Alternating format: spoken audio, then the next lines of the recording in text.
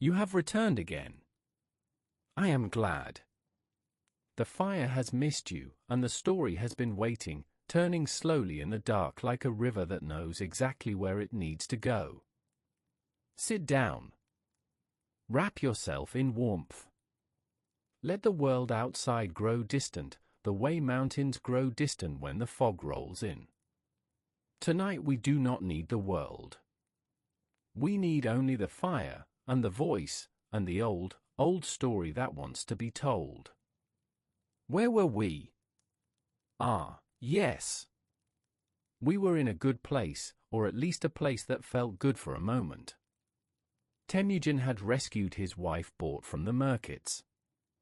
He had built his first real alliance with Toğrul, the Khan of the Karaite. He had a blood brother in Jamukha, a man as brilliant and ambitious as himself. Followers were gathering around him, drawn by something they could not quite name, a quality in this quiet young man that made them believe tomorrow might be better than today. For a brief, shining season, it seemed as though the worst was over. The boy who had starved by the river, who had worn the Kang of the Temüjin, who had killed his own half-brother on a hillside under the open sky, that boy had clawed his way back from nothing. He had a wife. He had followers. He had allies. He had, for the first time in his life, something that resembled hope.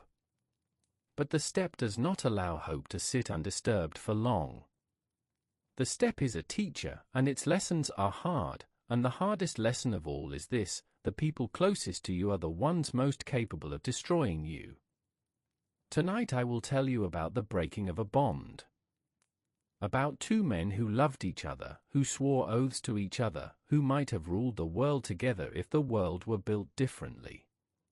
About how the space between loyalty and ambition can narrow to the width of a blade, and how, once that blade falls, nothing can ever put the pieces back together.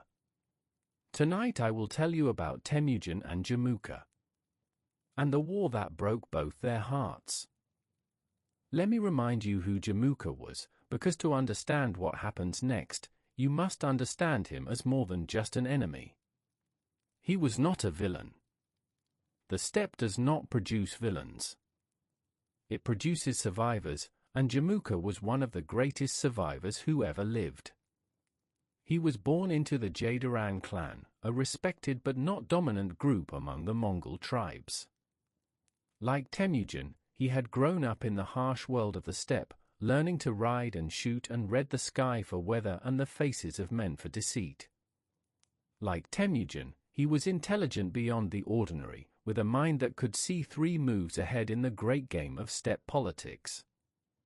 But where they were alike, they were also profoundly different, and those differences mattered. Jamukha was charming. Temüjin was not. Jamukha could walk into a camp of strangers and have them laughing and swearing loyalty within an hour. He had a gift for words, for gestures, for the kind of grand, sweeping promises that made men's chests swell with pride. He made people feel important. He made people feel chosen. Temüjin operated differently. He did not charm. He did not promise. He sowed. He shared his food equally. He fought alongside his men rather than behind them. He promoted based on ability rather than bloodline. He did not make you feel chosen. He made you feel necessary, which is a different thing entirely, and in the long run, a more powerful one. Jamukha believed in the aristocracy of the steppe. The old order. The system in which noble clans ruled and common clans served, and everyone knew their place, and the world made sense because it had always been this way and always would be. He was a reformer in some ways, but a traditionalist at his core. He wanted to lead the steppe, but he wanted to lead it as it was, not as it could be. Temüjin wanted to build something new. He did not care about the old order because the old order had left his mother and brothers to die. The system of noble bloodlines had produced the Temüjin, who had put a kang on a child's neck. The aristocracy of the steppe had abandoned him, and he had no intention of preserving it. These two visions of the world cannot coexist. Not forever. Not even for very long. After the rescue of Bort, Temüjin and Jamukha rode together. They camped together. Their followers mingled and mixed. For a year, perhaps a year and a half, they were one camp, one force, one family of families. The histories say they shared the same blanket, ate from the same pot, and renewed their bond with ceremonies and gifts. It must have been a remarkable time. Two young men, both brilliant, both fierce, both carrying wounds from childhoods that would have destroyed lesser people, riding side by side across the steppe. They must have talked for hours around the fire, about the future, about the kind of world they wanted to build, about the enemies they would defeat and the empires they would raise from the dust.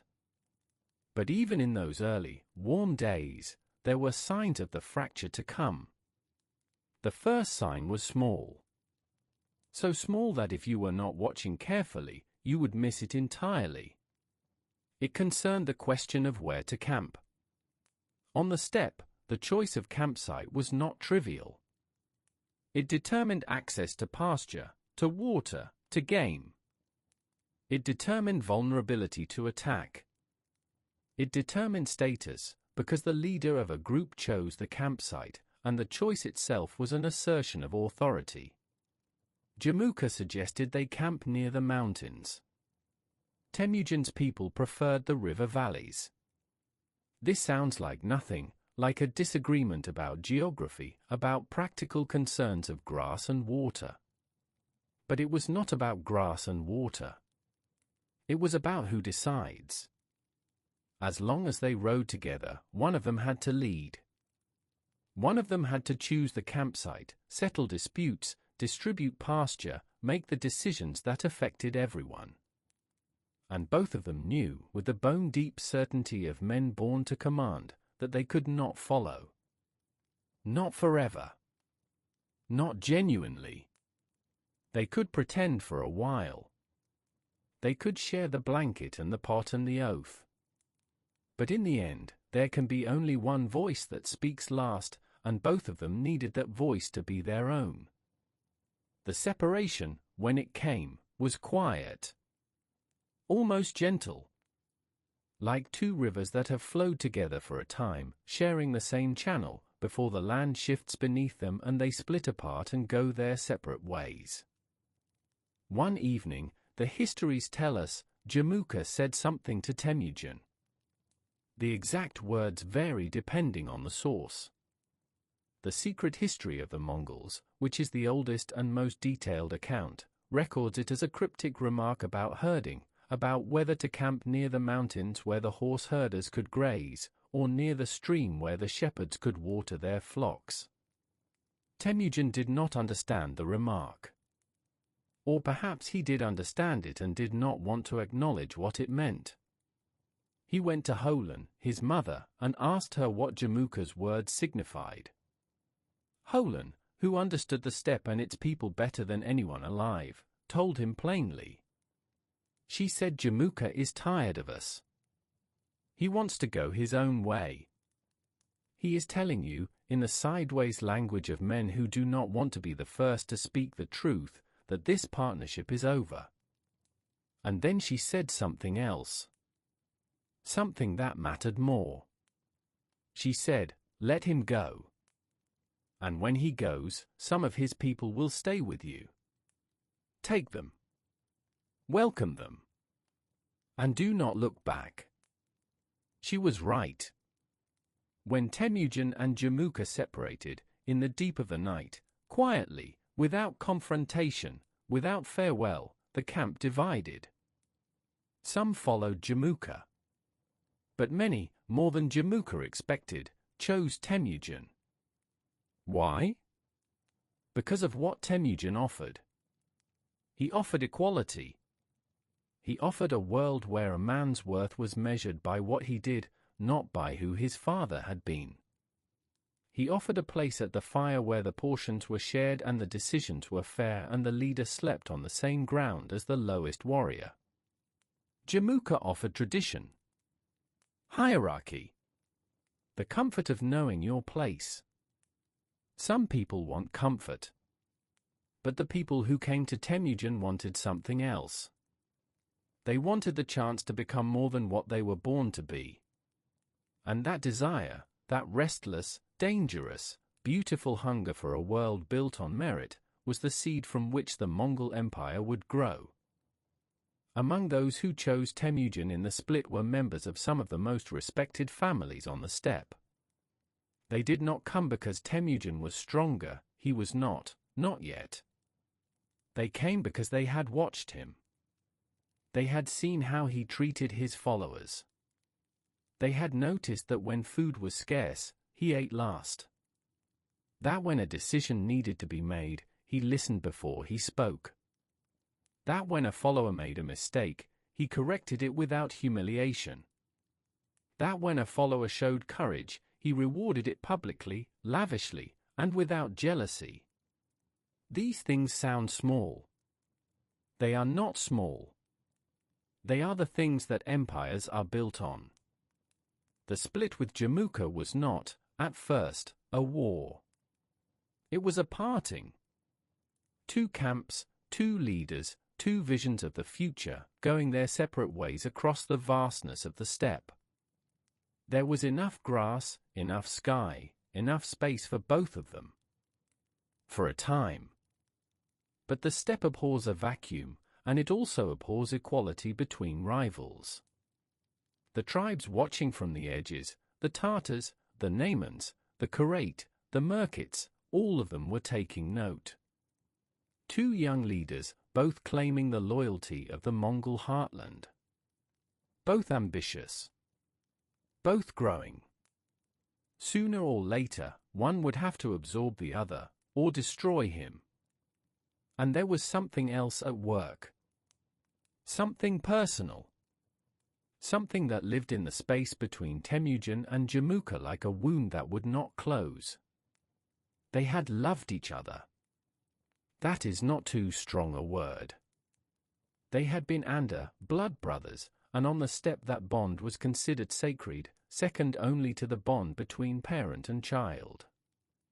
They had shared everything. They had dreamed the same dreams.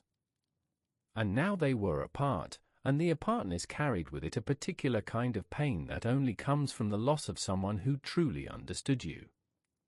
I think Jamukha felt this more than Temüjin. Temüjin had his mother, had a growing circle of devoted followers. Jamukha had followers too, many of them, but there is a loneliness that comes with being surrounded by people who follow you out of tradition rather than love, and I think Jamukha knew the difference. Rest a moment. Let the fire settle. We are coming to the battle, and battles are not restful things, but I will tell it to you gently, the way you tell a storm to a child who is safe indoors.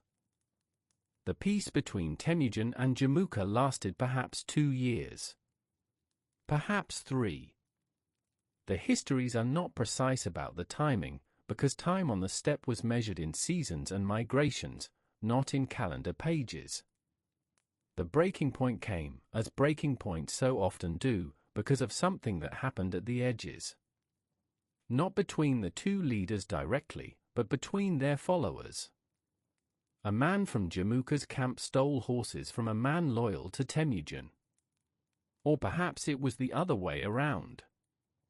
The details have been worn smooth by time, like a stone in a river. What matters is that blood was spilled. A follower of one killed a follower of the other, and suddenly the careful, fragile distance between the two camps collapsed. Jamukha was furious. Not just about the theft or the killing, but about what they represented. Every person who had left his camp to join Temüjin was a personal rejection.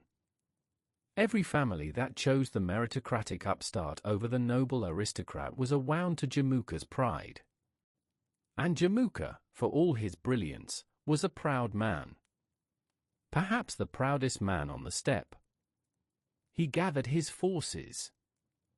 13 tribes rallied to his banner, united not by love for Jamukha but by fear of what Temüjin represented. Because Temüjin's ideas were dangerous. If a common herder could rise to prominence based on ability alone, what happened to the noble families who had ruled for generations? If bloodline no longer guaranteed status, what did the aristocracy have left? Jamukha's coalition was not just an army. It was the old world fighting to survive. They met at a place called Dalan Balzhut. The exact location is debated by historians even now, but it was somewhere in the Mongolian heartland, on open ground beneath the eternal blue sky, where two armies could see each other from a distance and ride to war with the full terrible momentum of mounted warriors at the gallop. Jamukha had more men. Significantly more. 13 tribes against Temüjin's smaller, younger, less established following. The numbers were not close. And Jamukha won. Let me say that again, because it is important. Jamukha won the Battle of Dalan Balzhut. Temüjin was defeated. His forces were scattered. His camp was overrun. The dream he had been building, person by person, loyalty by loyalty, was smashed like a clay pot dropped on stone. Many storytellers skip this part. They rush past the defeat to get to the triumphs. But I am an old man, and I know that defeats are the most important parts of any story, because they are the moments that reveal who a person truly is. Anyone can be gracious in victory. Anyone can be wise when things are going well. The measure of a man is what he does when the ground gives way beneath his feet. When the sky falls. When everything he has built is taken from him and he is left standing in the ashes, alone, with nothing but the choice of what to do next. Temüjin had been here before. He had stood in this place of utter desolation as a child, when his father died and his clan abandoned him. He had stood here as a boy in a kang, humiliated and imprisoned by men who had once called his father friend. He had stood here in the forest while Murkit stole his wife. And every single time, he had gotten back up. Not immediately. Not dramatically. Not with a roar of defiance or a grand speech or a miraculous stroke of luck. He got back up slowly, quietly, patiently, the way grass grows back after a fire. You cannot see it happening. You cannot point to the moment it begins. But one day you look, and the field that was black and bare is green again, and the roots that survived beneath the scorched earth have done their work in silence. That is what Temüjin did after Dalan Balzhut. He gathered what remained of his followers. He retreated. He licked his wounds. And he began again. The defeat at Dalan Balzhut was humiliating, but it was not total. Temüjin still had his core followers, the men who had come to him not because of his strength or his status but because they believed in what he was building. Battu was still there. His brothers were still there. Bort was still there. The people who had chosen him for who he was, rather than what he had, did not leave. And this is the difference, the fundamental, world-changing difference, between Temüjin and Jamukha. When Temüjin lost, his people stayed. When Jamukha lost, later, his people left. Because loyalty built on merit survives defeat. Loyalty built on tradition does not. But that realization lay in the future. For now, Temüjin was weakened, diminished, pushed to the margins once again.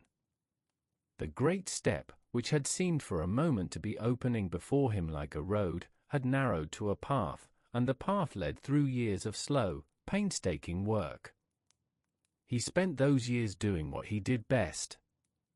Not fighting. Not conquering. Building. One person at a time. One family at a time. One act of fairness, one shared meal, one kept promise at a time. He codified the principles that would later become the Yosa, the great law code of the Mongol Empire. Not yet in writing, not yet in formal proclamation, but in practice. In the daily business of running a camp, resolving disputes, distributing resources. He established that stolen goods must be returned. That a man's word, once given, was binding. That prisoners of war could be absorbed into the tribe as equals rather than kept as slaves. That women captured in raids were to be protected, not abused. These were radical ideas. On the steppe, where might made right and tradition was the only law, Temüjin was building something unprecedented. A society based on rules rather than bloodlines. A world where a man could rise from nothing, as he himself had risen, and stand as the equal of any prince. People noticed. People always notice when the world offers them a better deal. And slowly, steadily, like water rising in a well, Temüjin's following grew again. Let the fire breathe. Let the embers pulse. We are in the quiet years now, the years between battles, and quiet years are kind to sleep. I want to tell you about the kind of leader Temüjin was becoming during these years, because it will help you understand everything that follows. And because the details are gentle, and gentle things are good for nights like this. He organized his camp differently from any other leader on the steppe. Traditionally, a Mongol camp was organized by clan and family. You camped with your blood relatives. You fought with your blood relatives. Your loyalty was to your clan first, your tribe second, and the larger group a distant third. Temüjin dismantled this system. He organized his followers into units of 10, called arbans. 10 families to a unit, and those families did not need to be related. In fact, Temüjin preferred that they were not. He mixed clans together, deliberately, so that the old loyalties of blood would be replaced by new loyalties of shared purpose. 10 arbans made a zun, 100. 10 zuins made a minghan, 1,000. Within each unit, the members were responsible for one another. If one family went hungry, the others fed them. If one warrior fell in battle, the others protected his family. If one man broke the rules, the entire unit was held accountable. This was not just military organization, though it was brilliant military organization. It was social engineering. Temüjin was taking dozens of fractious, suspicious, feuding clans and forging them into a single people. He was erasing the lines between noble and common, between Borjigin and Jadaran, between the sons of Khans and the sons of herders. And he was doing it so quietly, so gradually, that most people did not realize what was happening until it was already done. He also established a personal guard, the Keshig. These were the men he trusted most, chosen not from the noble families but from among the most skilled and loyal warriors regardless of their birth. The Keshig ate with Temüjin. They slept near his ger. They knew his plans. They were his eyes and ears and, when necessary, his sword. The Keshig would eventually grow into one of the most formidable military units in history. But in these early years, it was small. A handful of men who had proven their worth in the cold and the hunger and the long, quiet years of rebuilding. During this time, Temüjin also learned something about himself.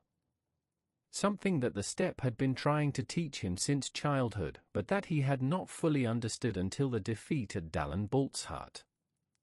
He learned that he was not invincible. That he could be outmaneuvered, outfought, outnumbered. That brilliance and determination were not enough by themselves. He needed patience. He needed allies.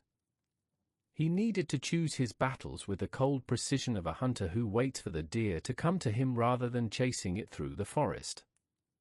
This patience, this willingness to wait, to plan, to let time do its work, was perhaps his greatest weapon. Greater than any army. Greater than any strategy. Because the steppe rewarded patience above all things. The patient hunter ate. The impatient one starved. The patient leader grew strong while his enemies quarreled among themselves. The impatient one attacked too soon and was destroyed. Jamukha was not patient. That was his flaw, the crack in the beautiful, brilliant architecture of his mind. He wanted the world to recognize him now. He wanted obedience now. He wanted power now. And when it did not come fast enough, he forced it, and when he forced it, people resisted, and when they resisted, he punished them, and when he punished them, they fled to Temüjin. Let me give you an example. After the Battle of Dalan Balzhut, Jamukha's victory should have solidified his position. He had defeated his rival. He had proven his military superiority. The tribes that had joined his coalition should have been bound to him more tightly than ever. Instead, Jamukha made a mistake. A terrible, irreversible mistake. He took the captured leaders of the clans that had fought for Temüjin and he boiled them alive. He placed their heads in great iron pots over roaring fires while his army watched, and he meant it as a demonstration of power, a warning to anyone who would dare oppose him. It had the opposite effect. The steppe was a violent place. Men killed one another over horses and pasture and insults real and imagined. But there were rules. There were boundaries. And boiling a man alive, a warrior who had fought bravely, a leader who deserved a clean death, that crossed a line that even the hardened people of the steppe could not accept. Word of what Jamukha had done spread across the grasslands like fire through dry brush. And instead of fear, it produced disgust. Instead of submission, it produced revulsion. The very tribes that had fought alongside Jamukha began to question whether this was a man they wanted to follow. Whether his vision of the world, a world of nobles and commoners, of iron hierarchy and brutal punishment, was the world they wanted to live in. And they looked across the steppe at the other option. At the quiet young man by the Onon River who shared his food equally, who promoted herders' sons to positions of command, who accepted defeated enemies into his camp and gave them the chance to prove their loyalty. Who had never boiled anyone alive. The trickle of people leaving Jamukha and coming to Temüjin became a steady flow. Not all at once. Not dramatically. But persistently, the way water finds the cracks in stone, silently, relentlessly, until the stone gives way. Jamukha's coalition, which had seemed so powerful at Dalan Balzhut, began to fracture. The 13 tribes that had united against Temüjin had been held together by fear of the upstart and respect for tradition. Now the fear was fading, because Temüjin was rebuilding quietly and not provoking anyone, and the respect for tradition was undermined by Jamukha's own cruelty. One by one, the tribes drifted away. Some went to Temüjin directly. Others simply dispersed, returning to their own pastures, neutral, waiting to see which way the wind would blow. And Temüjin waited. He welcomed everyone who came.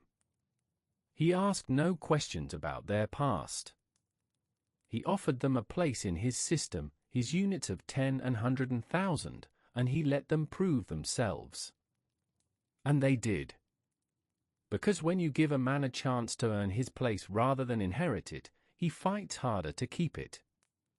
These were the years that built the Mongol Empire. Not the great battles that came later. Not the sieges and conquests and campaigns that would terrify the world. These quiet years. These patient years. The years when Temüjin sat by his fire and waited and planned and welcomed every single person who walked into his camp and said, "I want to follow you." Now let me tell you something about the steppe at night, because I want you to feel what Temüjin felt during those years of waiting. The steppe at night is not dark the way a room is dark when you blow out the candle. It is dark the way the ocean is deep. A vast, breathing darkness that stretches in every direction, uninterrupted by walls or buildings or trees, and above it, the sky, so full of stars that it seems to press down upon the earth like a second ground, a mirror world of light above the lightless land. You can hear things at night on the steppe that you cannot hear during the day. The sound of grass bending under the weight of dew. The distant cry of a fox, sharp and sudden, like a question asked in a language you almost understand.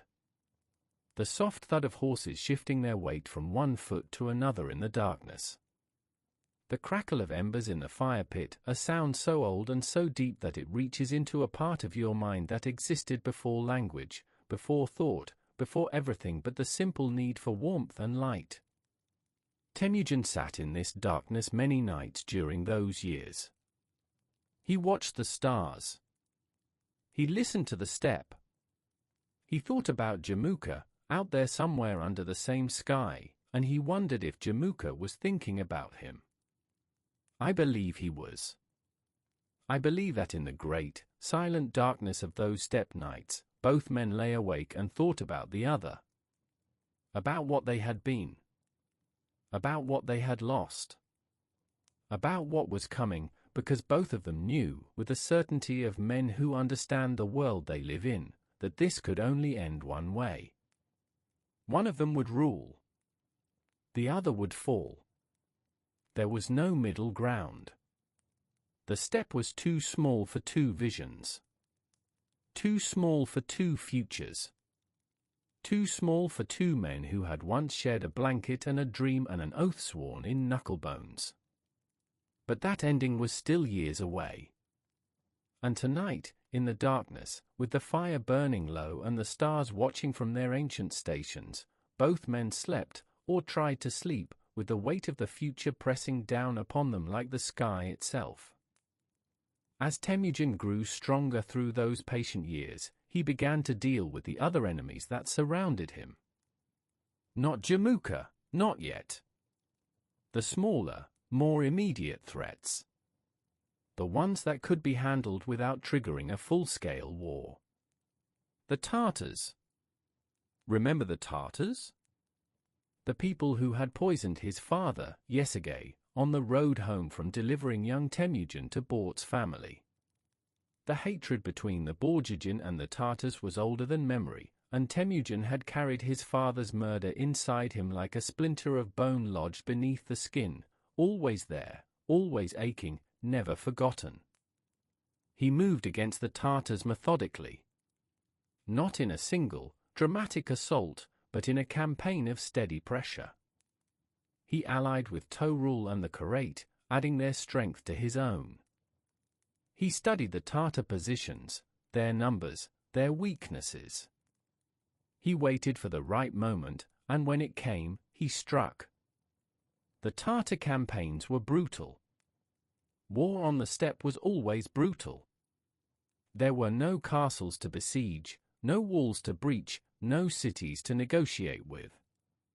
There were only men on horses, and the side that rode harder and shot straighter and wanted it more tended to win. Temüjin wanted it more. He had always wanted it more, because for him, this was not politics or strategy or the business of empire. This was personal. Every arrow he fired at the Tartars carried the ghost of his father with it. Every charge was a payment on a debt that had been accumulating interest since the day a boy rode home as fast as he could and arrived too late. The Tartars were defeated. Not destroyed entirely, not yet, but broken as a military force, scattered and diminished. And Temüjin, in his methodical way, absorbed the survivors into his growing nation. He did not slaughter them all, as other leaders might have. He gave them the choice that he gave everyone. Join me. Follow my rules. Earn your place.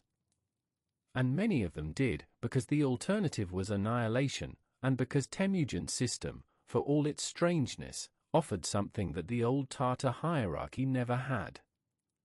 A chance for anyone to rise. With the Tatars diminished, Temujin turned his attention to consolidating his power among the Mongol clans. And this brought him, inevitably, back into conflict with Jamukha. Jamukha had not been idle during these years. He had been building his own coalition, gathering the traditionalist clans, the old noble families, the men who feared what Temujin was building and wanted to preserve the world as it had always been. And in a move that was either brilliant or desperate, depending on how you read it, Jamukha had himself proclaimed Genghis Khan, universal ruler. It was a bold claim. A title that said, I am the rightful leader of all the Mongol peoples, and anyone who follows Temujin is a rebel against the natural order. It was meant to draw a clear line.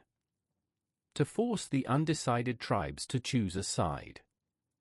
To frame the conflict not as a rivalry between two ambitious men, but as a struggle between legitimate authority and dangerous revolution. And in a way, that is exactly what it was. Jamukha represented the old world. The world of bloodlines and hierarchy and noble privilege. Temujin represented the new. The world of merit and loyalty and earned power. This was not just a war between two men. It was a war between two ideas about how human beings should organize themselves. And the outcome would shape the lives of millions of people across half the globe. But wars between ideas are fought by men with swords and bows and horses, and the details of those fights are less important tonight than the truth that lay beneath them. The truth that two boys who had once exchanged knucklebones by a river were now old enough and powerful enough to tear the world apart between them. And neither of them could stop. Neither of them could step back, or step down, or find a way to share what could not be shared. The step demanded a single voice. A single vision. A single will. And both of them had spent their entire lives becoming the kind of man who would not bend. This is the tragedy of the story. Not that one of them had to fall. But that both of them knew it, and both of them kept going anyway, because neither could be anything other than what he was. Let the fire die down now. We are near the end of tonight's telling. The final confrontation between Temujin and Jamukha was still ahead. It would come in time, as all inevitable things come, not rushing but arriving with the steady, unhurried certainty of a season changing. Summer does not crash into autumn. It fades. The grass yellows. The wind shifts. One morning you wake and the light is different, and you know that something has ended and something else has begun. That is how it was with Temujin and Jamukha. The end was approaching, but it had not yet arrived. For now, in this moment of the story, Temujin was rising. Slowly. Steadily. The way the sun rises on the steppe, so gradually that you cannot point to the moment it appears, only to the moment you realize it has been there all along, warming the grass, burning off the mist, making the world visible. He had his people. His system. His laws. His loyal followers, men like Birchu and Jelm and Mukali and Subutai, names that would one day be spoken with or across two continents. He had his wife, Bort, who counseled him in the quiet hours and whose judgment he trusted above all others. He had his mother, Holan, whose fierceness had kept him alive when the world wanted him dead. And he had something else. Something that no one could take from him, no matter how many battles he lost or how many times he was driven to the margins. He had the memory of what it felt like to have nothing. And that memory was the most powerful weapon in the world. Because a man who has been to the bottom, who has tasted the dirt and the cold and the despair, who has worn the kang and slept hungry and buried his own brother on a hillside, that man is not afraid of anything. He has already survived the worst. Everything else is just weather. And so Temüjin waited. And planned. And grew. One person at a time. One day at a time. One kept promise at a time. The great reckoning was coming. The war that would determine whether the steppe would be ruled by blood or by merit, by tradition or by revolution, by Jamukha or by Temüjin. And when it came, it would be swift, and it would be final, and the world would never be the same again. But that is for the next night. The fire has burned down to almost nothing now. Just a few coals, glowing faintly in the darkness, like the last thoughts of a mind drifting toward sleep. The GER is warm. The wind has stopped. Even the horses outside are quiet, standing motionless in the starlight, their breath rising in slow white clouds that dissolve into the darkness above. Somewhere out there, across the black expanse of the steppe, Jamukha sits by his own fire. He is thinking of Temüjin. He is remembering the knucklebones they exchanged as boys. He is wondering how it came to this.